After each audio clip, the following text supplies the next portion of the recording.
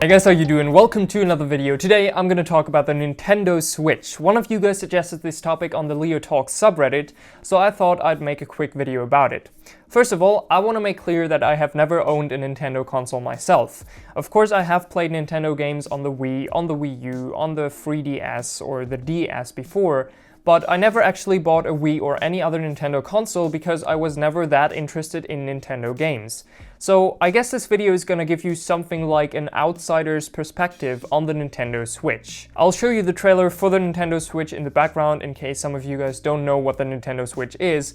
I think the trailer is pretty self-explaining. So what are my thoughts and opinions on the Switch?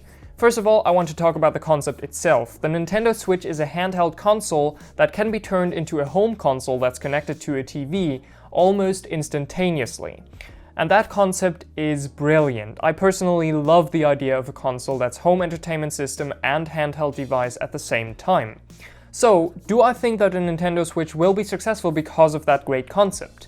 Yes, I think it's definitely gonna sell really well. And it's also very likely gonna outsell the Wii U because with the Nintendo Switch, there's no need for a Nintendo 3DS and a Wii U anymore because you have both devices in one system. So the people who are interested in the handhelds from Nintendo and the people who are interested in the home consoles from Nintendo are both gonna buy the Switch. And that's a pretty significant number of people when you look at the sales of the Nintendo devices, especially the handhelds. However, most of those people are Nintendo fans. So the next question is, will the Nintendo Switch attract people outside of the Nintendo fanbase? And the answer to that is 100% positively maybe. I think that depends on two things, the hardware power and the price. Obviously, the price is an important factor. I don't think I have to explain that.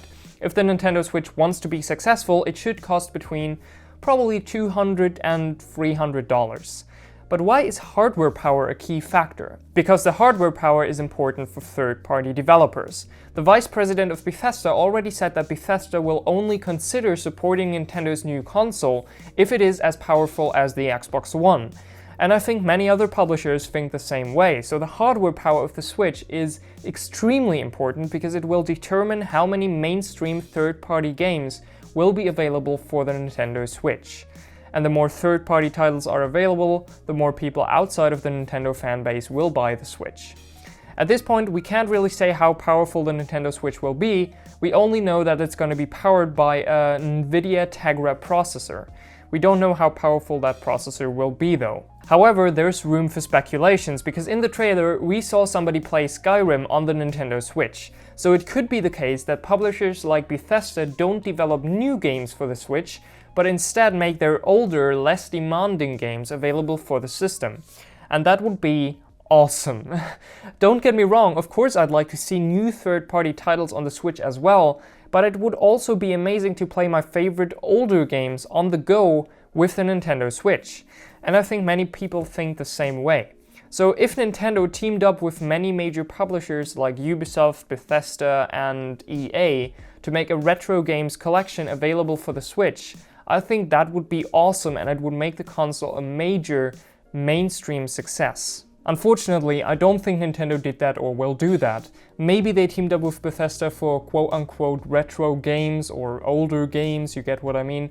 We don't know for sure at this point, but it's very unlikely that they will team up with other publishers as well to make older games available for the Nintendo Switch. I don't think that we'll be able to play games like, I don't know, Assassin's Creed 2 for example on the console, which is pretty sad.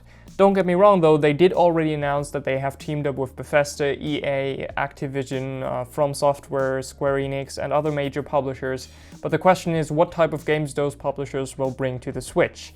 I don't think it's going to be older games and I don't know if it's going to be new AAA titles.